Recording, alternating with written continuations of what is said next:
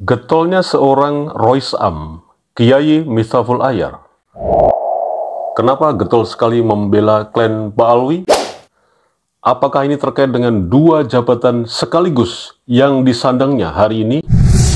Sebagai Ketua Umum MUI periode 2022-2025 menggantikan Kiai Ma'ruf Amin, dan sebagai Ketua Rois Am PBNU, dan bagaimana kemauan seorang Nahdliyin bawah yang mengendaki untuk Kiai Miftahul Ahyar untuk mundur dari jabatannya, dan juga sudah diterangkan dan dikasih penjelasan yang lengkap dari Gus Fuad mengenai Kiai Miftahul Ahyar agar mundur dari Rois Am PBNU.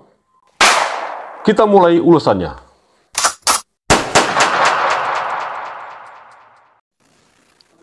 Munas 10, MUI Daulat Kiai Haji Miftahul Ahyar jadi Ketua MUI 2020-2025.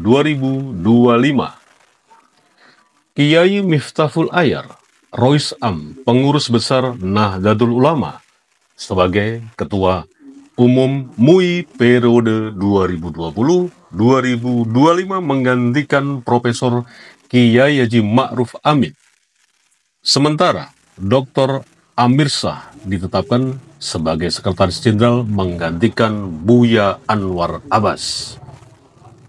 Kiai Miftahul Ahyar terpilih menjadi Rois Am di Muktamar ke-34 NU.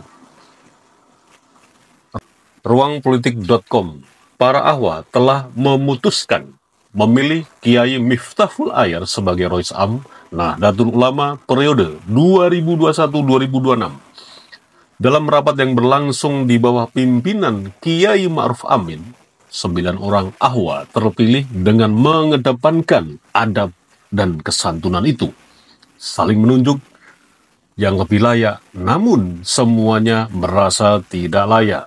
Dalam rapat, semua merasa tidak layak dan saling tunjuk.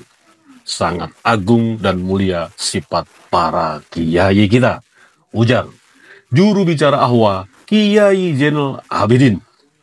Setelah melalui proses, akhirnya pilihan jatuh kepada Kiai Haji Miftahul Ahyar dan beliau tidak boleh lagi menolak, sambung anggota ahwa termuda tersebut. Berita ini diposting oleh ruangpolitik.com pada 23 Desember 2021. Nah, dari dua keterangan tadi yang sudah diposting oleh media online beberapa tahun yang lalu, dan terkonfirmasi bahwa Kiai Haji Miftahul Ahyar memang punya rangkap dua jabatan. Yang pertama, menjabat sebagai Rois Am di PBNU, dan yang kedua, menjabat sebagai Ketua Umum MUI periode 2022-2025 menggantikan Kiai Haji Ma'ruf Amin, yang kita juga tahu bersama Kiai Ma'ruf Amin menjadi wakil presiden di rezim Joko Widodo.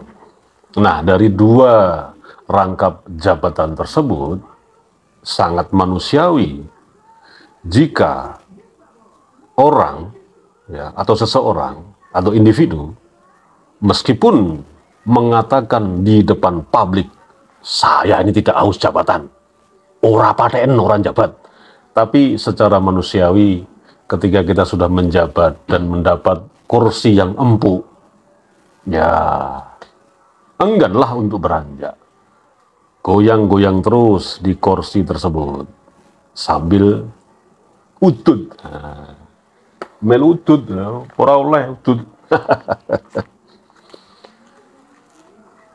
Dan Anda tentu saja tahulah video yang belum lama ini juga sempat rame dibicarakan di sosial media bahwa Kiai Miftahul Ahyar itu merasa dirinya tidak layak karena menyebut dirinya sebagai Rois Awam, tidak layak dan tidak haus jabatan.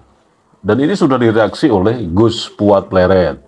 Beberapa kali saya dengar itu jauh, ya Jangan sampai NO ini pada pecah berantem sendiri gitu.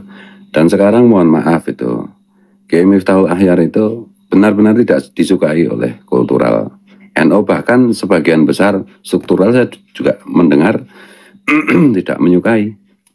Ya sudah kan, penjenengan kan tidak gila jabatan, ya mundur saja, orang tidak dikehendaki kok.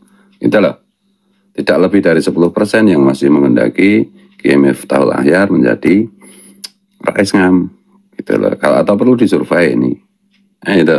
Sekali lagi, omon-omon itu gampang, tapi melaksanakannya itu tidak mudah. Dan sudah semestinya lah, ulama itu tidak hanya omon-omon, gitu. Memberikan suri teladan, memberikan contoh. Gitu.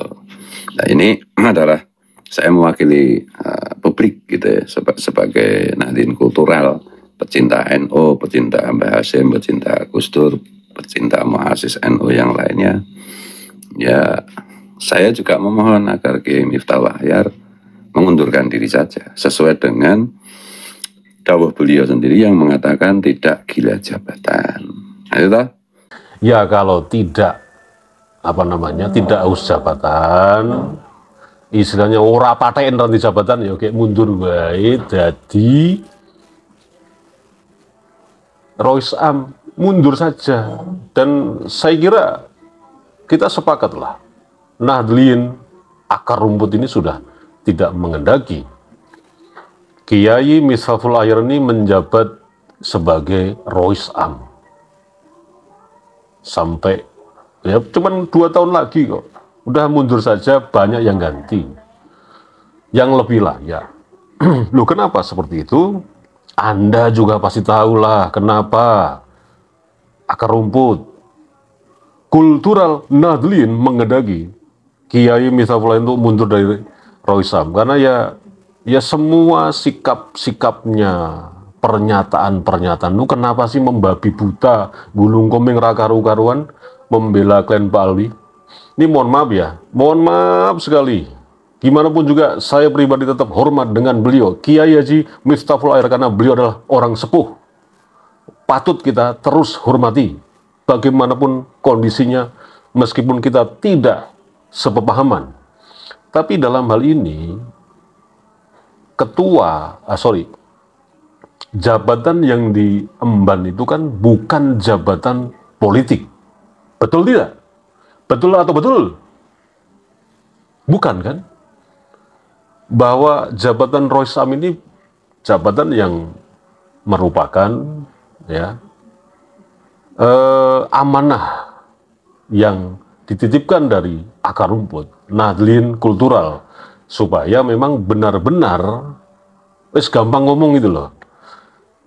Kiai Miftahul Akhyar ini sebagai sesepuhnya, entah itu di struktural maupun di kultural. Nah, ketika ada persoalan-persoalan yang sekarang terus berlangsung 2 tahun lebih ini mengenai polemik nasab dan Balawi, ya kan jenengan ini kan pun sesepuh lah istilahnya, ya harus ngerungkepi, ya toh, harus tuturi, ya toh, harus menjadi benar-benar sing dituak kayak gitu loh, sebagai peneduh dari para Nahdlin yang racetowi, ya, termasuk aku gitu loh.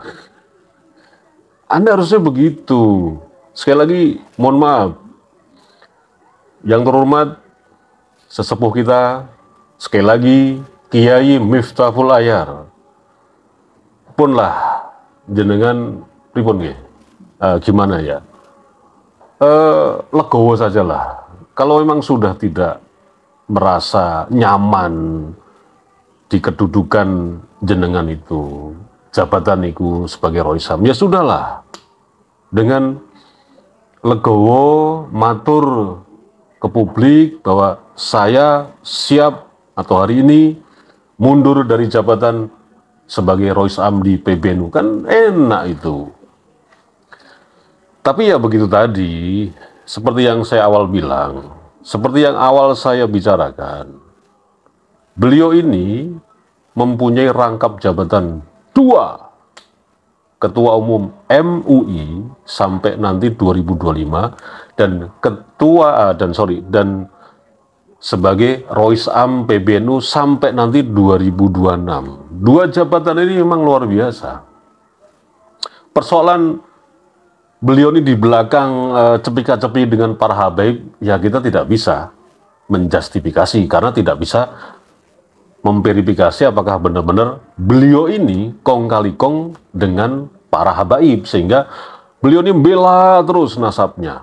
Meskipun juga nggak mungkin lah, sangat tidak mungkin kalau beliau ini tidak mengikuti diskursus ini mengenai kajian-kajian ilmiah yang diposting di beberapa channel YouTube, dan yang di situ banyak tokoh yang sudah mengungkapkan by data bahwa klan Ba'alawi ini nasabnya tidak tersambung ke Dzurriyyah Nabi. Saya kira juga beliau, Kiai Miftahul Ahyar, tidak mungkin tidak tahu, pasti tahu.